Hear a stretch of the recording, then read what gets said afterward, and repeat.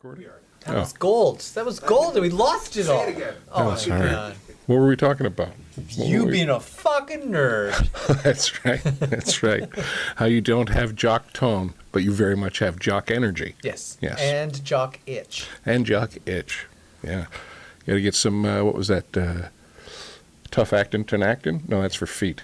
Yeah. It used to be, or maybe you could use it on your You balls can put too. it on anywhere. Balls and you feet? can use Canestin. It's like hoof and mouth. It is exactly like hoof and mouth. It's like hoof and mouth. They don't like to talk about that. Balls, feet, Unst feet. feet. Unst feet. Well, what episode? 17. There we go. Episode, yeah. Amazing. It's getting up there. It's getting up there. They said it couldn't be done. If we Did were it anyways. if we were on Canadian television, we would be just entering our third season at episode 17. If we were on the BBC, we would be entering our 28th season. Oh, yeah? Yeah, just little 10-minute pieces. I can't remember what show it was. They made a joke. It's like, oh, did you ever see, like, I don't know, Rosemary and Thyme? And it's like, oh, it was very famous on the BBC. They made 7 episodes. It was on for 28 years. Oh, it's like Faulty Towers is there only I think there's only 13 Faulty Towers episodes. And there's one that you can never watch again. Which one's that? The one where the liberal use of the N-word. Oh. It's more challenging to find. Oh, yeah, it's more challenging to find. Yeah, I mean, it's out there, but it's not in the usual. They don't put it in the PBS tote bag giveaway? No, that's when they cut away to the please give us money. Yeah, Otherwise, please. we're going to air that episode. We're going to air that episode, but only in the north. Yeah. Yeah. Ready to be welcomed. Speaking of welcome everyone to episode 17 of D7. Preparing to Podcast, now with some French. Yes. Do we get a tax write-off? That's the hope. For that? Or what we more hopefully get is a grant. If we have a huge following in Quebec, I will eat your hat. As they say in the textbook, UP. That was the big. Is that how our French It was person this. It was the expresses? celebratory phrase that they taught us in elementary school French. UP. That's insulting. Just don't even bother learning the language. If that's It's what one it's word. going to sound like. Yep. One word. UP. Yep. Yeah, not 2 words. Yep. No, 2 words is a completely different thing that you probably shouldn't bring up with the kids. Yeah, 1 word. No One problem. word. I think that might have been the name of the Expo's mascot, wasn't it? UP. UP? Yeah. So there you go. That's Huh. legit. I'm not making that up. We are learning today. And that might be the only mascot. No. The other one I know is what's his? I want to say Cringy, but that's not his name. The Philadelphia. It's like a big orange pile of fur.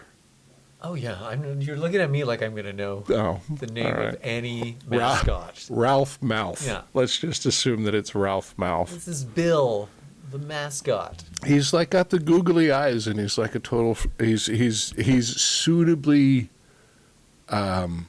happy crazy. Yes. That's his look. Happy I've crazy. I've definitely seen clips of him dancing. Oh, I know the racist ones. Chief Wahoo. Chief Wahoo. Yes. If that team is still the same. Gritty. That's his name. Gritty? Gritty. Oh, that's He's got not grit. a good name. He's got grit. That's not. That is terrible. Gritty just makes it sound like he went to the beach and got some sand in some awkward places. You know what? That's probably why he dances like that. Are you a beach person?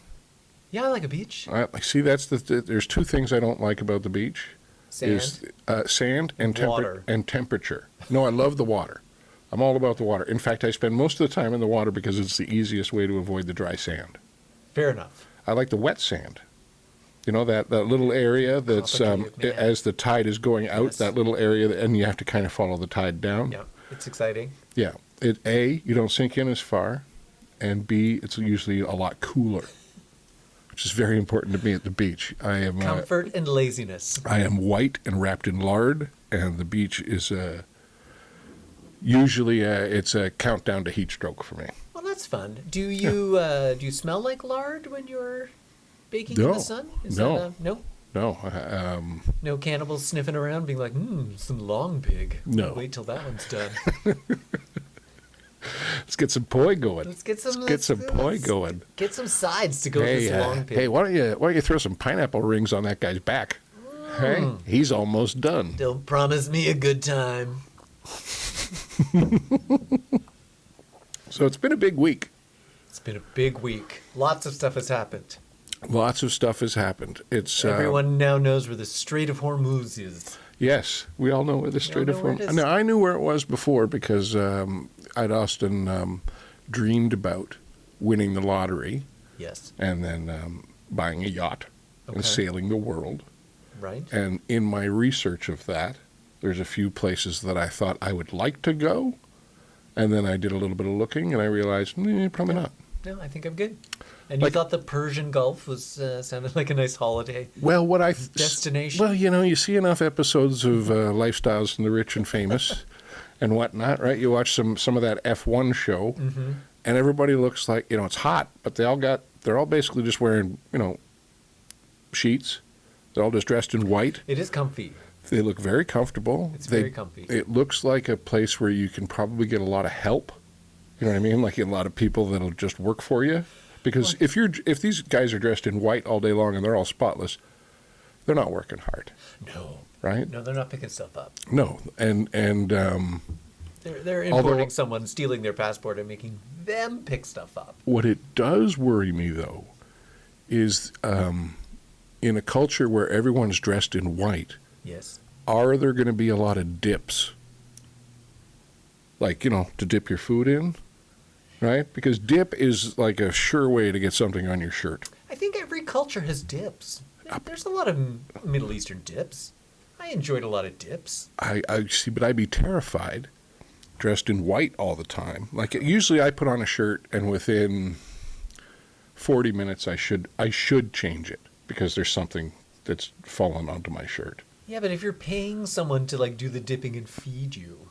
Oh, and then they get a lashing if they accidentally sully your beautiful Galabea. Lashing seems a little lenient to me. Oh, you haven't seen the lashings. Oh, all right. Yeah, it depends on what you're using as your weapon of choice. Is it like that kid in Singapore that... the gum kid? How the dare gum kid? Yeah. I don't think they hit him enough with that cane. That's... Some sense into I remember that story where they, he ended up taking 3 hits with the cane or whatever. Yeah. I forget what the compromise was. They always come up with some sort of compromise. But that was actually how I learned that all the black circles on sidewalks are gum. Yeah. I did not know that previous, but then someone explained to me why would you have a law against chewing gum? And that's why, because I've been to Singapore, and it's beautiful. Yeah. And it still looks brand new, and I'm pretty sure it wasn't brand new when I got there. No, there's nothing more annoying than having the beauty of a pristine sidewalk marred by irregular black circles. Yeah, why would you want that? If you can avoid it, right? I mean, people make fun of the Italian grandma with the plastic on her couch, but when she dies and you take the plastic off that couch, you've got a gently used couch you can sell. Yep. It's a 60-year-old couch. You could probably sell it to a movie company or something. They could use it in some sort of period piece. But still, it's going to be clean. It's going to be clean. It's going to be lovely. It's not going to be, filled with dust mites and human skin. Yeah, and she probably didn't let anyone sit on it anyway, so it's... Yeah. It is purely for looking at. Were you allowed to go in all the rooms in your house as a child? Yes, we didn't have enough rooms to ban any rooms. Well, my friend had a room that he was... Like they had a dining room no one went into, and they had another room no one went into, but he had to go into it every day to put marks in the carpet. Like he wasn't vacuuming; he was just taking the head of the vacuum to put the lines back to make it look like someone had vacuumed the carpet. Pile of the carpet because his mom was obsessed with it. Oh, so so you couldn't see any footprints. No footprints. Oh, okay, that makes sense. In a room that no one was allowed in. So it was a matter of a patterned nap. Yeah. It was basically like someone mowing a lawn in a fancy way. Yeah, it's like a baseball outfield in your living room. That no one's allowed in. We had my dad my dad is at the time a guy that both had money yes, and was very cheap for lack of a better That's why he had money. phrase. You might say thrifty, but that was the thing, is he was terrified that he was gonna wake up someday and he wouldn't have money. It'll be World War III, and I didn't stockpile any canned goods. Exactly. So he's worked hard Or his entire gold. life, I think mainly because he's terrified that he might not have money one day. And so as a result, it was a good motivator for him. But one of the things, my mom got him to buy these 2 couches. And they were beautiful, for one. And I can't even imagine how expensive they were. It was like, I remember the store was like this big interior design store in downtown Vancouver. And this is like late 70s, early 80s. I was a little kid. Was it Danish? That was a big time for Danish furniture. No, these were silk couches. Why? They were gray with like birds and Did it come with a concubine? No, with like peacocks on them. Like Yeah, I don't want that. But it was beautiful, genuinely beautiful. Was it? These or two. Is this another example of money can't buy taste? No, this was money can buy something really beautiful. All right. These were true, beautiful, beautiful pieces of furniture. And my dad, at the same time, had 2 stools made to also go in the living room, right? That were just 2 stools, like just a square stool to sit on. And my brother and I were not allowed to sit on the couches. We were in no way. When company was over, we were not allowed to sit on the couches. And my dad had made it very clear to us, those are your stools. Yeah, You may sit on the stools. That's where grubby gross children go. And so anyway, time goes by. My parents get divorced, right? My mom has the couches somewhere. And then at some point, somehow, they get sent off to storage. And my dad ends up with them again. And he ships them out to Quebec, all the way from Vancouver, because I imagine he's cheap and he paid for these fucking couches and he doesn't want them to just be thrown away.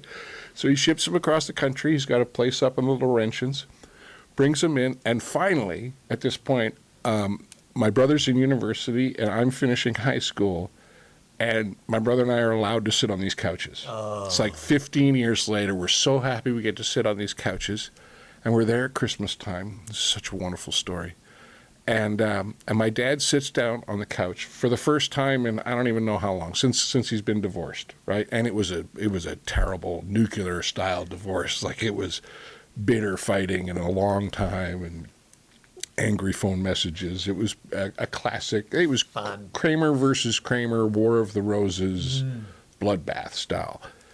And my dad sits down on the couch. He reaches between the couch cushions, and he pulls out a checkbook for a guy named Ralph Nader, who my dad went to high school with, and my mom dated after the divorce. Like the Ralph Nader? It was the Ralph Nader. No, it was not. It was not the Ralph Nader. It was Ralph Nader was just his name, and it might not even be his last name, but his first name was Ralph. And then we spent 3 days over Christmas debating whether or not we should start buying things with Ralph's checkbook. And it was probably the best Christmas we've ever had. We ended up not doing it. No, but because my dad figured it was 10 years old, for one, so he may not even have the checking account anymore. Fair and enough. B, Ralph was never really an earner. So what are we going to be able to get away with on his checkbook? And C, they probably fucked on that couch. Oh yeah, for sure, for sure. I think that was. That's why the checkbook. That was part of why my in. brother and I thought it was so funny, and my dad not so much. After nobody was allowed to ever sit on these couches, Mom was obviously fucking all of the guys he went to high school with on this couch after they got going divorced. through the yearbook. Yeah, have you ever had an ex run through some of your exes? No, I haven't had. I've had them. Very many exes. I've had them. I did have. Well, no, I had an ex run through like some of my friends. No, you never had that. If they did, I really didn't care. Well, you're also a long-term relationship guy. Yeah. Yeah, that's true. I've not had that many exes. I did have someone get mad because my roommate and I both broke up with our boyfriends on the same night. And so everyone was convinced it was so that we could date. I was like, no. Mark was just dating two dudes at once. And I told him he had to pick one. Really? And then we're like, okay, I will break up with Jim and you break up with Dax. And we made a pact. We did it the day before Valentine's Day. We're like, all right, let's get rid of these losers. Really? And everyone talked. I'm like, no. I don't know if I've ever met anyone named Dax. I have. Yeah. One singular Dax. As you escorted him out of your roommate's relationship. Yeah. Well, they used to. We lived in a townhouse. It was my roommate's townhouse, and he would send his whatever the twink of the week was like downstairs. I had the ground floor room. I gotta sign up for that email list, by the way. He would send the twink of the week down to be like, Twink of the week. Mark says you need to take the dog out. I'm like, well, you go tell Mark it's not my fucking dog, and I don't appreciate him sending the twink of the week down to tell me what to do. Yeah. That's I don't know if I ever did that. Send the girlfriend out of the bedroom to tell the roommate something. I probably did that with Hat a couple of times because when I lived with Brian Hat, it would be like, he'll send her out, tell Hat to go flush the toilet or whatever. Yeah. No, sorry. No. I don't respect your authority. That's a power move to send out your one night stand to give your roommate instructions. Yeah. Yeah, it's very trying to be alpha. I mean, they were never usually one night stands because he would just find the latest 19-year-old and date them for like a week. Yeah, so week-long stands. I should have picked that up with Twink of the Week. Yeah. Hustler magazine used to have the asshole of the month. Oh, but I think it's different than. Well, it was that was actually not personality-wise, just. No, that's what it was. Oh, really? It was. I've looked at magazines with asshole of the month, and it's very different. Yeah. You and I are in different sections of the store, but the asshole of the month in Hustler magazine was someone usually that just Larry Flint didn't like, and so he'd just put a page up and he'd tell a story. Look at this piece of shit. Larry Flint was a guy that was a proper American pornographer. Yes. In that he should be on Mount Rushmore. But he was also he was non-political in that he hated all politics. Yes. And he didn't pick sides. Like I remember during tits are not political. Well, tits are just tits. Bill Clinton's thing, he offered because he felt that Bill Clinton was getting who shouldn't get their dick sucked on, right? He's Larry Flint, so he was very pro blowjob as a blanket policy. And so he offered $1 million to anyone who could give him evidence on Republicans in Congress who were cheating on their wives. Oh. And it should be remarkably easy. I would think so. Although maybe it was find hard. Find one that's not. Maybe the paralyzed guy. Maybe it was hard to find. Well, the wide stance guy. There's so many guys. That is the all-time classic. In that you could just say wide stance and everybody knows who you're talking about. I have a wide stance and I have the music in me, so I have tappy feet. Wide stance. You know what's interesting? I love Shirley Temple. Is every time I have to take a dump at an airport, I am very aware of my stance. I have what might be. It's almost as if I'm trying to push my knees together because I don't want to create any confusion in the public atmosphere as to how wide is that guy's stance. Not wide enough that you should consider it an invitation. Well, if you play it right with your wide stance, you will not have to wipe anything. You can get Luigi the human bidet to come over and clean things up for you. Luigi the human bidet. Oh, yeah. We go to different parties. I know. I think mine are more fun. I think they are. I'm not gonna lie. Because to be honest with you, regardless of sexuality, I'm down for Louis the bidet. The human bidet, yeah. Well, I've always had a policy of, I'll probably let anybody suck my dick, right? I can close my eyes. I got an imagination. You don't want to be rude? I don't want to be rude. I don't understand your culture, but I don't want to be rude. So unzip. Here we go. All right. Yeah. Isn't there something about Maria? Anyway, speaking of films. Speaking of films. That was West Side Story. Hey, segue. God, you're so good at this. What are we, like 40 minutes in and we're getting 40 toward minutes topic? in. We're gonna talk about the Oscars, which are the Oscars of movies. They are. They're like the Midwest Regional Rep Awards of Hollywood. I mean, we could talk about the Canadian Screen Awards, but We could.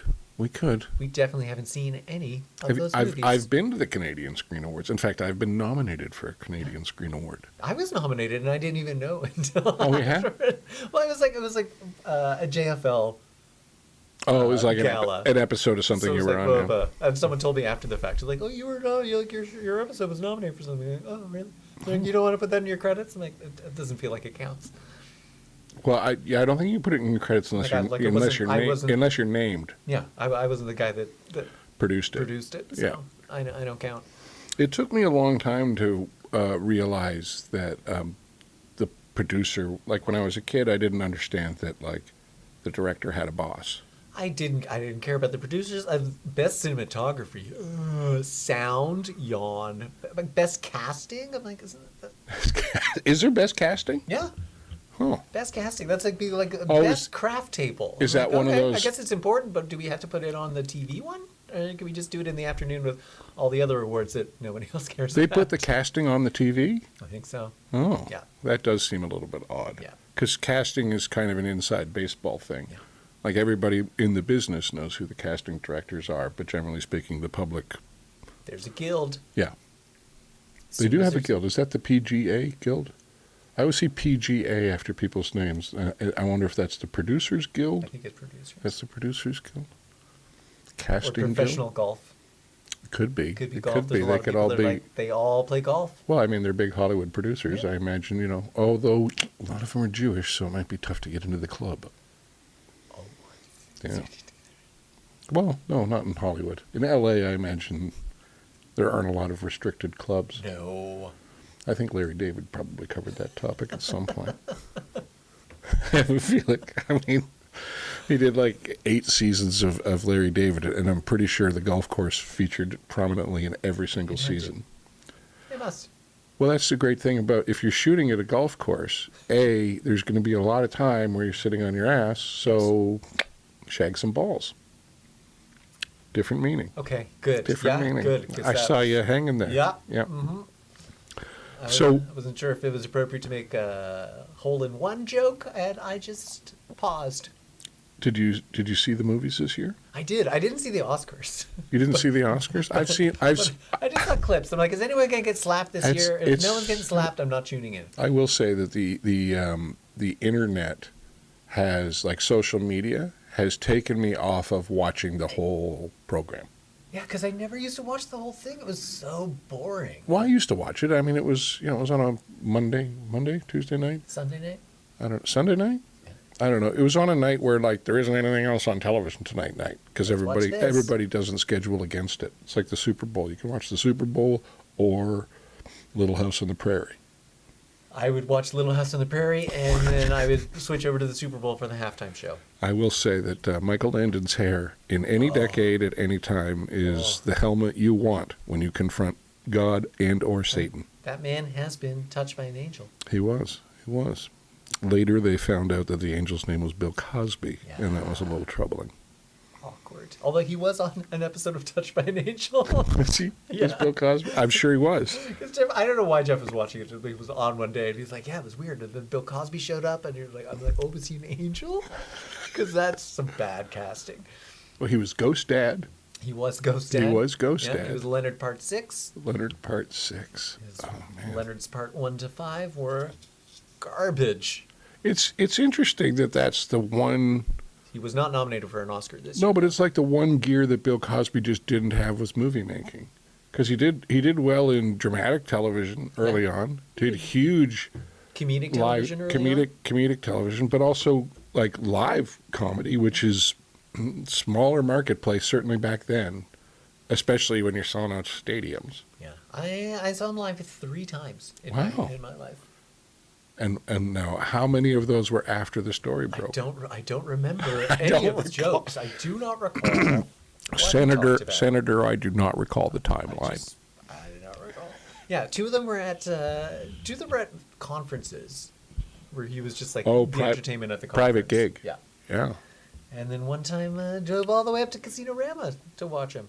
Now, did you find that the private gig show was a different kind of show than the public gig show? Nope, same show. Same show. Same show, just not as long. The casino gig, there was one point where he was telling a story and then went off on a tangent.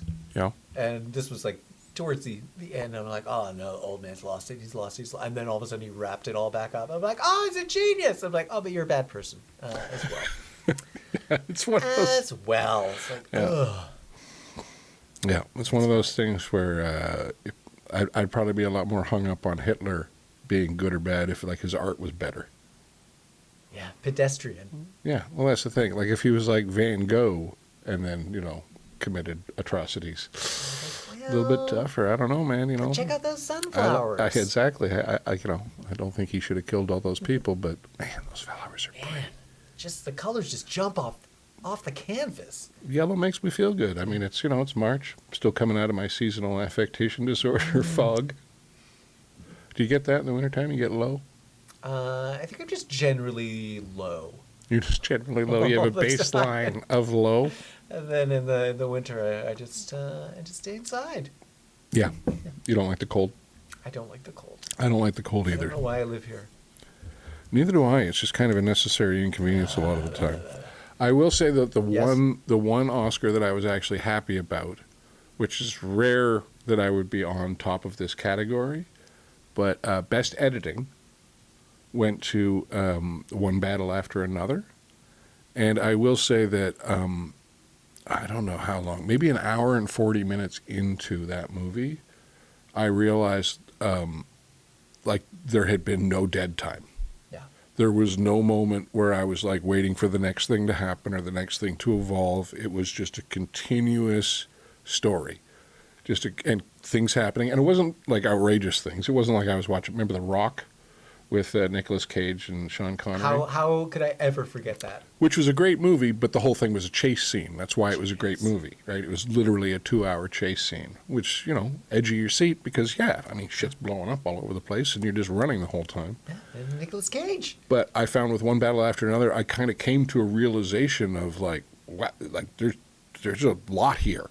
Yeah, and it was just coming naturally and flowing. I thought it was really good. So when it won at Best Editing, I was like, yeah, okay, that guy earned that one. I do still need to watch the first 10 to 20 minutes of the movie because I saw it in the theater. I missed the beginning. You missed the beginning of it, yeah. I wonder. I blame. Do you feel that? Do you TJ feel that the movie went well for you? Yeah. I mean, I basically caught up and figured out what was going on. But it was when we were I was on tour out in Victoria, and the other comic was like, "Oh, I think let's watch this movie."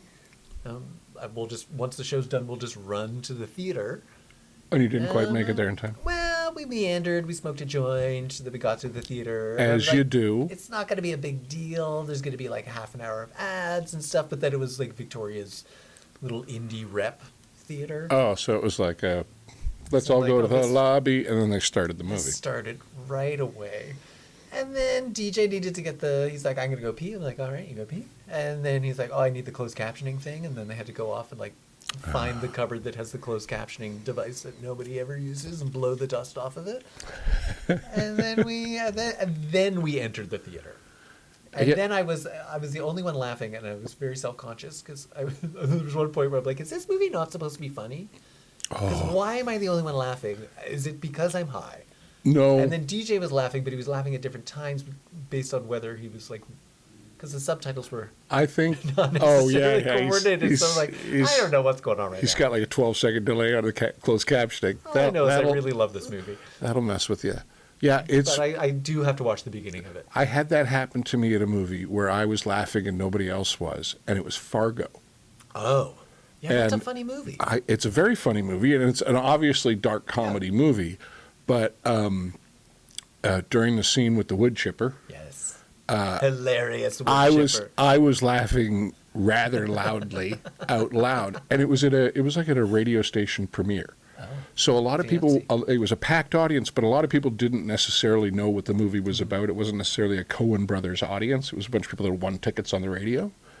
And at one point with the wood chipper, this guy and I'm assuming his girlfriend, or boyfriend or whatever, this couple I was laughing, turned around to give me a dirty look dare while I you. was laughing at the movie. And I just looked him right in the eye and I went, "It's a comedy, dum-dum." Oh. And they were both just not pleased with me at all.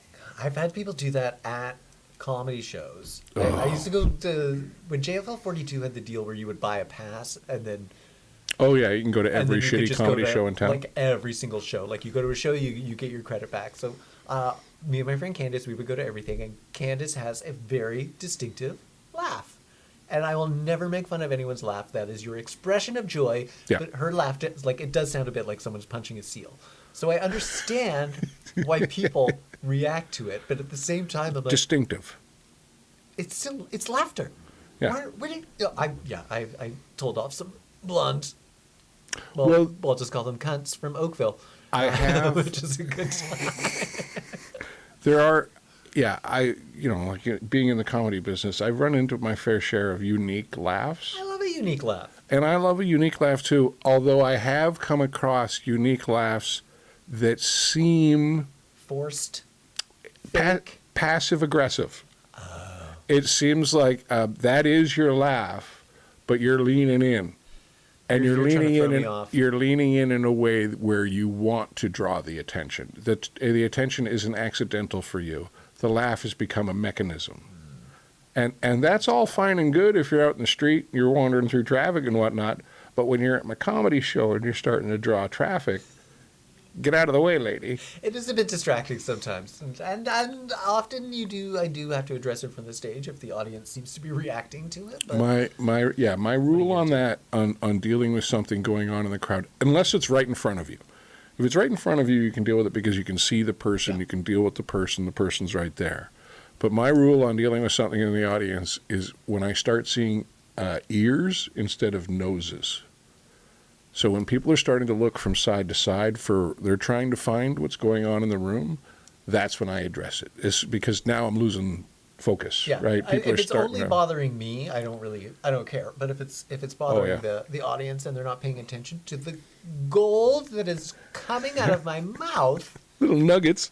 little nuggets. You're not laughing at these beautiful nuggets. This finely crafted dick joke that I have for you. Why? Exactly. You can't be distracted. Artisan, bespoke dick jokes. Yeah. Amish. I learned that lesson once because you have to, if you're going to deal with something in the audience, you have to make sure that everybody in the crowd is aware of it. Yes.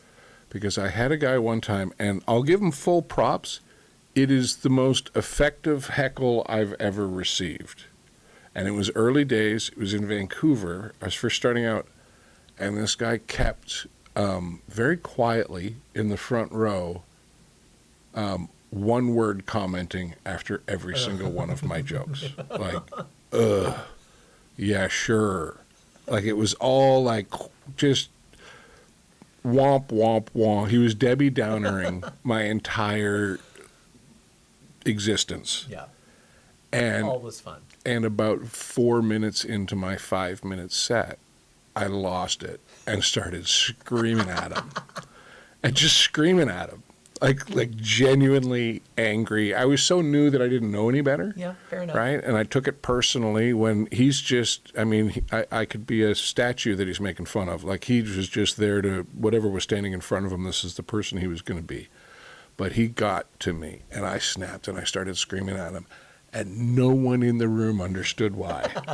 Everyone, and I'm just Mr. Happy. Hey, I'm doing impressions of my dog. I'm wiggling my ass. I'm like, I'm Mr. Happy Smiley. And then all of a sudden, look, motherfucker. And I just start, and I got my finger out. I'm waving it at him. I'm like, you want to say another fucking thing? Say one more fucking thing, and I'm going to kick you in the teeth. And Good night, everyone. I'm in Chuck Bird. Exactly. The whole crowd was like, wow, that guy really took a left there. Yeah, I did. I did wrap up a JFL set with not like a JFL showcase. Oh, okay. Set, just for laugh, by being like, "All right, thanks everyone, you've been great," and then directed at the front row, and you two need to shut the fuck up for the rest of the show. Oh yeah. Well, you're probably doing everybody else on the show a big favor. I am going to take one for the team because this was not my greatest showcase set. So, because of you people, I had that happen during when I was taping my first album. I did the 2-show club night, right? You do the early show and the late show, and you hope, roll the dice, and hopefully one of them's going to work out. And during the early show, I was just doing as much material as I could possibly get through, just to get it on tape. And there was a group of young people. I'll say people, so as to not malign any particular gender. Fair enough. What race were they? But they were, they were white people. Okay, good. All right. And Gross. just the worst type of white people.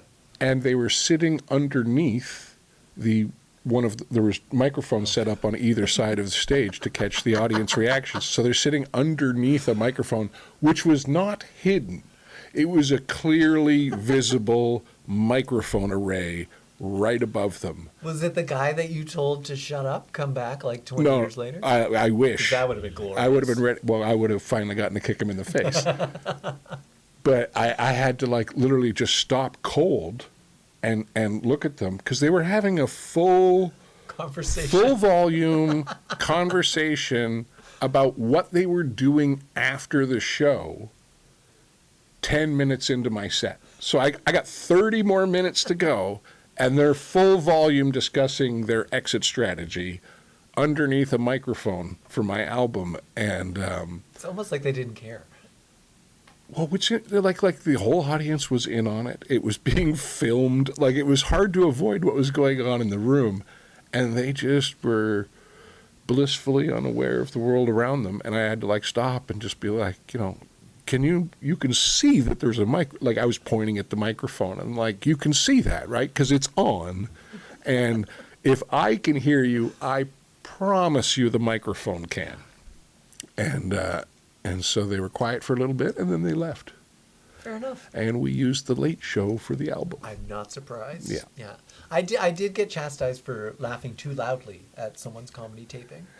Yeah. And they're like, "Well, you were right by the microphone. It was a bit distracting." Oh, when we were yeah. listening to the audio, I was like, okay. I have had Is that. it the one time that I laughed because the joke? I have a tendency, if a joke doesn't work, That's funny. So joke is told, there is silence, and then after a pause, there's me laughing. And You're laughing at the whole. I'm laughing at the whole, and I'm not doing it to be mean to the comic. I assume that they know what's going on, but I suspect that's what happened. It's swing and a miss. It's swing and a miss. I'm laughing at the audience's reaction. Well, and what's interesting is sometimes it's a swing and a miss for a legitimate reason. Yeah. Right? Like you didn't give the audience a piece of information that they usually have for that joke. Yep. You told the joke incorrectly. Yep. You made it too dirty for a sensitive crowd, or whatever your mistake is. But there are also a lot of times where a joke that is going to work, it's going to work. The reason why this joke is going to work is because everything about this joke is funny.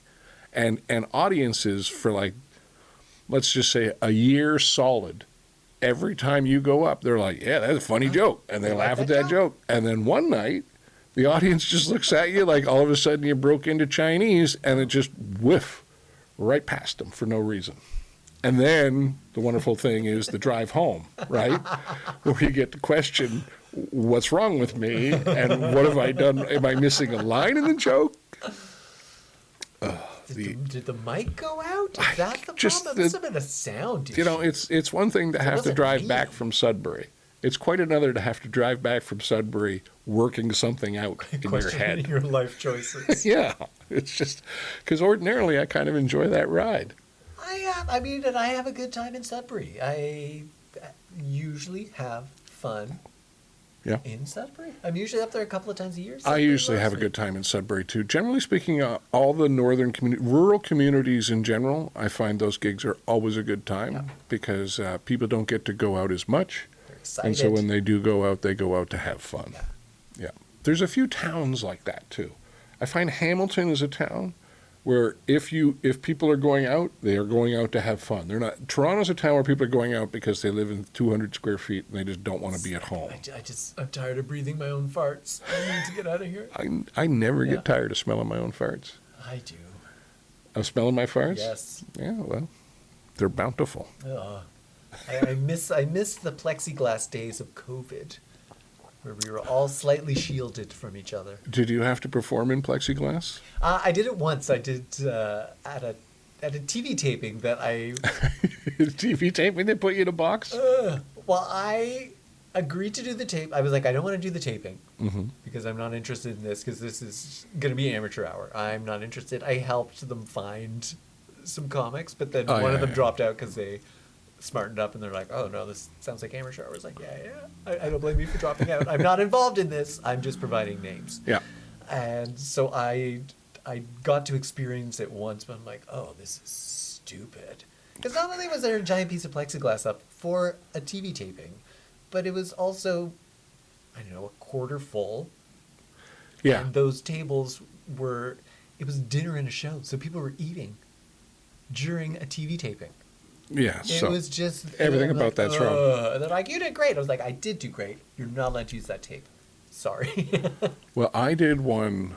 I remember the Ottawa Yuck Yucks I played at one point, and there was like a big plexiglass thing in front of me. But because of the way the lights were set up, it basically acted as a mirror for me because they were shining the lights on it. So I was basically standing in front of myself, and I couldn't see the audience. Plus, I couldn't hear them because I was behind plexiglass. You were doing a live Zoom show. Yeah, That's what that sounds like. Well, I almost preferred the Zoom shows to that. That was terrible. And then I did one that was out in like Oshawa where they had actually built like a Boy in the Bubble. It was a four wall. It didn't have a roof, but it was a 4-wall, like you had to enter it through a flap at the back, and you stood there, and it was just plastic.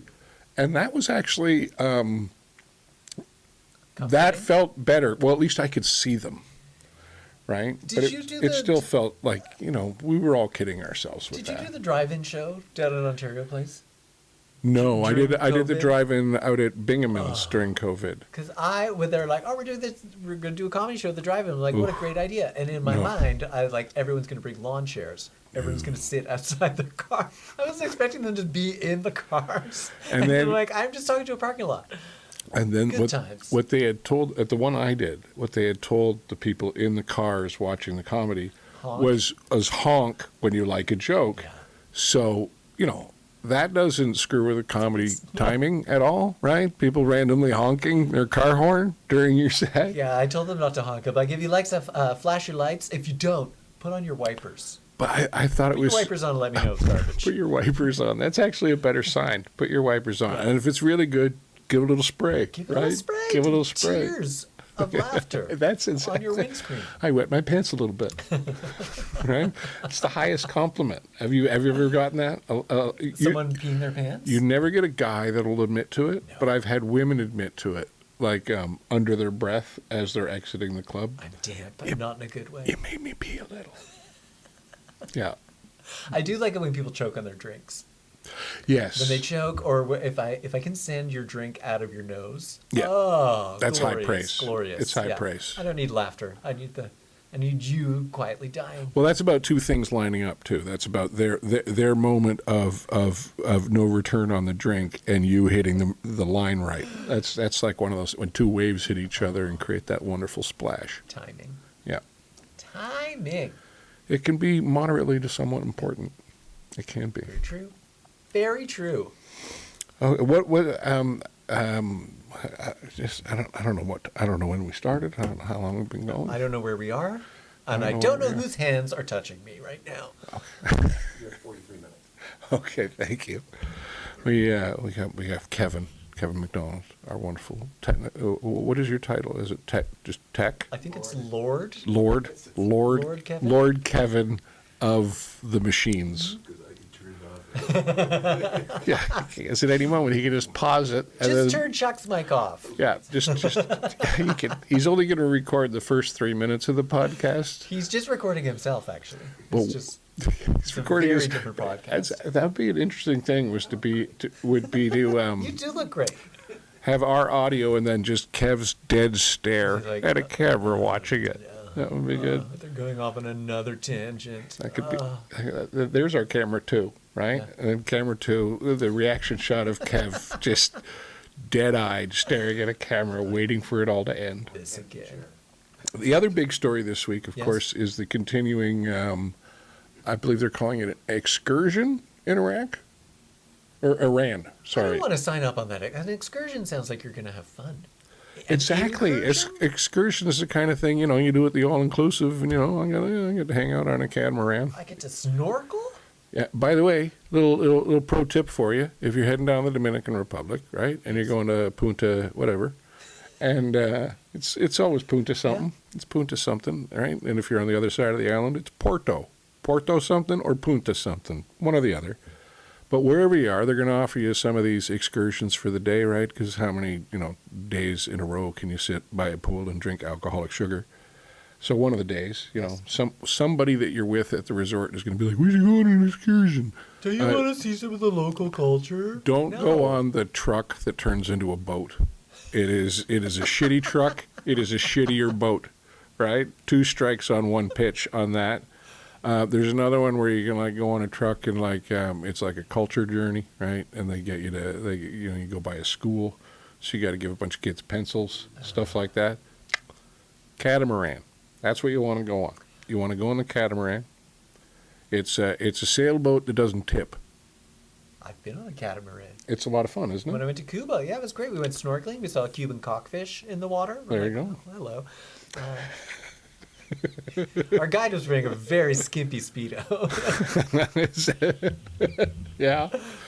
That's a plus. We're like, what is that? Yeah. That's a plus. I mean, it was Joanna Downey was the one that pointed it out, of course. I was in the Dominican with Joanna Downey. Yeah. We've been we got to many hammered. warm We got places we got with her. hammered and made out a little bit. It was a fun night. My favorite part of that trip was when she briefly disappeared. And we're like, "Where'd you go?" She's like, "Oh, I was just fucking the bartender from the pool bar." I'm like, "Okay." I'm like, "That guy?" She's like, "I needed it." I'm like, "Okay." I'm not judging. I mean, I'm judging, but Well, just your choice of gentlemen. yeah, miss her. Miss her. She was a classic. She was an all-time classic, Joanna Downey. Oh, that was fun. But yeah, I will say one thing about the catamaran. All right, only one thing. Take a dump before you get on the boat. You can pee anywhere when you're on the ocean. Yeah. Literally, you can pee anywhere, guys or girls. It is unisex pee opportunities. Yeah. You're gonna have to take a shit in the ocean if you don't take a shit You're previous. gonna chum the water. And you're on vacation, so the consistency of your stool might be questionable. If there's a strong current, it's not your problem. And Just you don't make sure want- you're you in the don't- right. Well, a strong Upstream. current's great, but if you're in the ocean, you can't guarantee a strong current, so you might end up essentially treading water in a cloud of your own shit.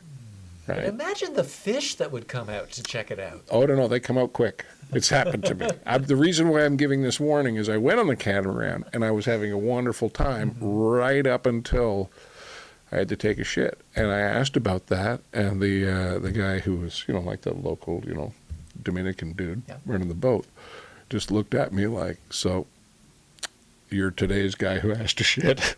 Like, you know There's what I mean? always Like one. I'm sure they all took bets as we were getting on the boat. All the crew of the boat were looking us up and down, and Yeah, that guy's a which shitter. guy is the guy who's going to have to take a shit? We're going to have to tell him that he's going to have to hang onto a rope off the back of the boat and drag along shitting, and that was me. That was me. Now I wasn't scared of that. I grew up going to summer camp. I I guess- took a shit off a war canoe once. I tied a piece of rope around Chuck the thwart, Burns story. put my feet on the gunnels, and hung my ass over the boat, and plop, plop, plop, took a dump off a war canoe. That is, that's gonna when I get to the pearly gates and St. Peter's like, "Hey, what'd you do?" I'm like, "Well, number one, I took a dump off a war canoe." Yeah. Yeah, House Sound, British Columbia, beautiful sunny day. The ferry was going by. Oh, it was beautiful. That guy taking a shit off a war canoe? Yes. Yes, I am. Look at his feet on the gunnels. Exactly. Look at them. I think I was 14 when I did that. Yeah, that's the age. And That's the right age. I did it early in the summer, and so that was the story I told all summer. Yeah, you're looking at a guy who took a shit off a war canoe, and that was a big thing. Other people were trying to put themselves in a position to take a shit off a war canoe because I had broken the seal on how awesome that was. Just eating tons of fiber. Like, I got this. Exactly. Come on, guys. Exactly. Kids just downing raw broccoli. Just downing the raw broccoli. Give me Come some on. X-Lax. Get me in there, coach. Yum, yum, yum. Oh, it takes so little to impress 14-year-old boys. It really does take very little. It takes very little to impress them. It takes very little to entertain them. Yes. The only area is food. It takes quite a bit of food to feed them. Oh, yeah, they're monsters. They're piranhas.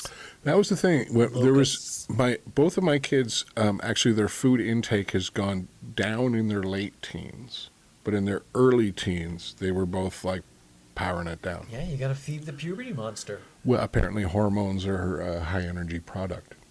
Yeah, because they were both tweaking. Yeah. Yeah. So, do you have thoughts on the war and or the excursion that's going on? It's just very entertaining. The only thing that's entertaining me about it is the... It's terrible that we're saying that it's entertaining, and it isn't. Like the people are dying. It's terrible. People are dying. Yeah, But what's entertaining is that you can see how incompetent Absolutely. the entire operation My is. favorite thing is like, oh, we won the war. It's like, well, you guys want to come and help us win this war? Like, we don't need your help winning this war. It's like, why is no one helping us? It's just the hot and cold of it all. What I is quite loved delightful. was he said all of that in one press conference. In one press conference, he said, we don't need help from anybody. Then he said he had called everybody and nobody wanted to help. And then he had said, hey, don't you have some mine-sweeping boats? Can't you send some mine-sweeping boats? And then, because he was on both sides of every fucking issue, right at the end of it, he was like, actually, a former president told me he thought it was a really good idea. And then they called all the former presidents. They're like, we didn't say. He is an 8-year-old, right? And it just every time he starts to get into a corner, he's like, yeah, but our neighbor fucked our cat. Yeah, Like he just throws something out You're there. a poopy head. Well, it was the guy from Fox News that actually asked him, was it George W. Bush? And he said no. And then he asked him, was it Barack Obama? And I think, to Trump's credit, in that moment, he realized, if I say no to Barack Obama, or no, it was Bill Clinton. And he said, I don't want to say, because otherwise there's only 2 left, right? By saying no, it wasn't George W. Bush, it's either Clinton or Obama. And both of those guys are on the phone so often calling Trump to tell him what a great job he's doing. Yeah, that story falls apart because I just picture Trump calling Obama and Obama just being like, oh, I'm not answering that. No. You know what? I would think Obama declined. would answer the phone for no other reason than it's the president. And Obama's a guy that would respect the office, I think. But I don't think he would volunteer, oh, no, I wish I had done that. I wish I had just, on a whim, followed Netanyahu. Because it's not even Israel's advice. It's Netanyahu's advice to just start bombing Iran. That was my other favorite thing in the past week was when we weren't sure if Netanyahu was alive. And they're like, is this just AI that we're watching? And I'm like, Well, I liked how Rubio, this is quite fun. Rubio, his Big shoes. I do like the fact that like now the he big has to walk shoes. around the White House in shoes that are 3 sizes too big for him. And he already has the nickname Little Marco, and now he's Little Marco with big shoes. So I will say, It's adorable. that was the moment I actually realized, this was like in 15. It was like before the election. It was when they were doing those Republican debates with like 68 people on stage, and they had an A squad and a B squad. And Trump was talking about Marco Rubio, and he was talking about how sweaty Marco Rubio was. And he threw this line out, and it was such a fucking home run line. He goes, I looked at him, I thought he just got out of the pool. It was so fucking good, that line. And in that moment, I thought, this guy could become president. Just because that's the kind of thing that gets you elected in America. He says what he's thinking. Not just that he says what he's thinking, but he just gets off a line that's the right line at the right time. I think they really overestimated how quick and easy this would be.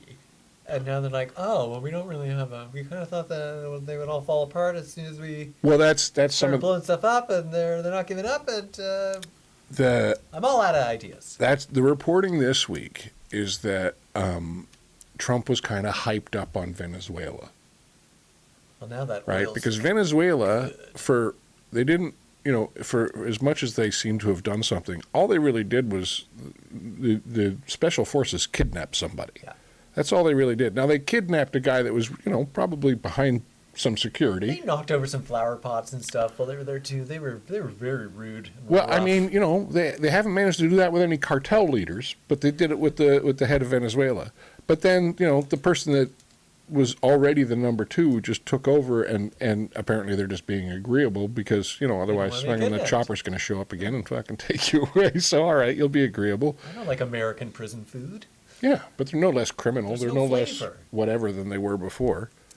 But now, so Trump now said that he could take Cuba. Yeah. Yeah, Well, I don't know. let's take it. I don't know if I'll take it or what. I can do what I want. But I could. Yeah, he keeps saying that. But I can do it. I can do whatever I want. I mean, part of him is true because people aren't stopping him from doing stuff. So Well- it's like, I can do this. Like, well, that's illegal. It's like, I think he sees countries very much like squares on a Monopoly board, where he just gets to be the boss of it. yeah. That's what he thinks. Gonna put some little green plastic houses on it. Yeah, it doesn't take into account the people who already live on the square, No. right? They Like he was genuinely surprised that Iran counterattacked. Yeah. They had all kinds of. I think he thought it was like Iraq was not in good shape when they invaded Iraq. Iran has all kinds of military stuff. Well, yeah, well, it's not just that. It's like after 9/11, it wasn't like America was like, "Ooh, we had that coming." Hey, They're like, what? What? we should We're probably just sitting here minding our own business, and you fly planes into us. This came out of nowhere. Completely no out one of could have nowhere. seen this coming. yeah. Because we And ignored the guy who told us it was coming. Actually, a bunch of people told us it was coming, and Wow. we're like, that sounds ridiculous. Something's always coming. That sounds dumb.